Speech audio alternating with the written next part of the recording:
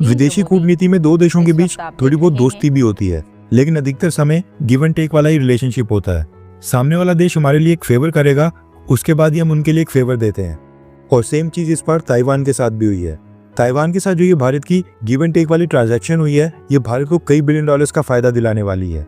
आपने नोटिस किया होगा कि भारत सरकार जब भी दूसरी कंट्रीज के साथ फ्री ट्रेड एग्रीमेंट या फिर ट्रेड नेगोशिएशन स्टार्ट करती है, तो भारत की सरकार की सबसे पहली डिमांड में से एक डिमांड होती है, हमारे नागरिकों के लिए वर्क वीजा की संख्या को बढ़ाया जाए, यानी कि ज्यादा से ज्यादा भारतीय लोगों को वर्क वीजा प्रोवाइड किया जाए, या फिर दोनों देशों की सरकारें आपस में mobility and migration agreement sign कर लें। 140 करोड़ पॉपुलेशन की ह्यूज मार्केट का एक्सेस पाने के लिए सामने वाली कंट्रीज को भारत के साथ ट्रेड टाइज मजबूत करने होते हैं, एंड इसीलिए वो कई बार भारत की सरकार की ये डिमांड भी आसानी से मान लेती है और भारतीय लोगों के लिए वर्क वीजा, वर्क परमिट या स्टूडेंट वीजास की संख्या को बढ़ा देती हैं। क्योंकि जितने ज्यादा इंडियंस वर्क वीजा या फिर स्टूडेंट वीजा के ऊपर वेस्टर्न कंट्रीज में जाएंगे रेमिटेंसेस के रूप में, वो उतना ज्यादा पैसा भारत वापस भेजते हैं।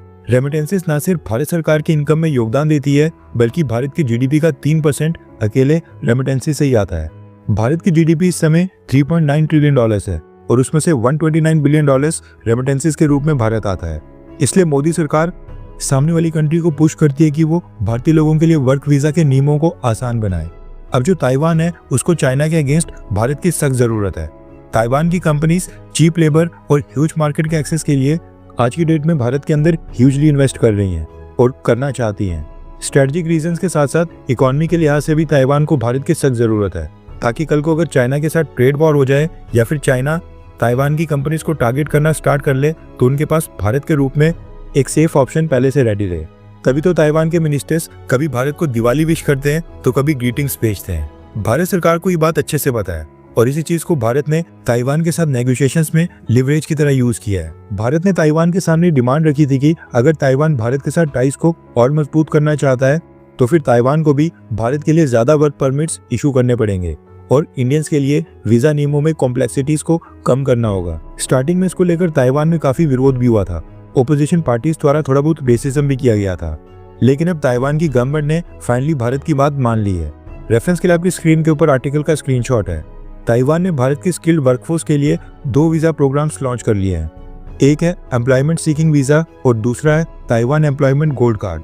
इसमें से जो पहले वाला एम्प्लॉयमेंट सीकिंग वीजा है, ये शॉर्टर पीरियड ऑफ टाइम के लिए है, यानी जो लोग कम समय के लिए ताइवान जाकर जॉब अपॉर्चुनिटीज वहां पर एक्सप्लोर करना चाहते हैं उनके लिए। जबकि जो गोल्ड कार्ड वीजा प्रोग्राम है, उसमें इंडियंस को सीधा 3 साल के लिए वर्क परमिट्स और रेजिडेंशियल परमिट्स इशू होंगे और 3 साल के बाद ये गोल्ड कार्ड दोबारा से रिन्यू करने का भी प्रावधान किया जाएगा, यानी कि 3 साल के बाद इसकी अवधि आसानी से बढ़ जाएगी। ताइवान की गवर्नमेंट भारत के स्किल्ड वर्कर्स के लिए टेक्नोलॉजी और इंजीनियरिंग सेक्टर्स के ऊपर ज्यादा जोर दे रही है। इसके अलावा और भी कई सारे सेक्टर्स हैं जो कि ताइवान गवर्नमेंट की वेबसाइट के ऊपर सारे मेंशन है। ताइवान ने कहा कि स्किल्ड इंडियंस जो ताइवान आएंगे वो ताइवान की ग्रोथ स्टोरी में कंट्रीब्यूट करेंगे और ताइवान की इकोनॉमी को स्ट्रांग बनाने में उनकी मदद ही करेंगे। और वो उम्मीद करते हैं कि ज्यादा से ज्यादा स्किल्ड वर्कफोर्स भारत से ताइवान आए। वैसे ताइवान को लेकर कहा जाता है कि साउथ कोरिया की तरह वहाँ पर भी रेसिज्म काफी ज्यादा है। आई होप कि सरकार की तरह ताइवान के लोग भी इंडियंस का वहाँ पर खुले दिल के साथ स्वागत करें।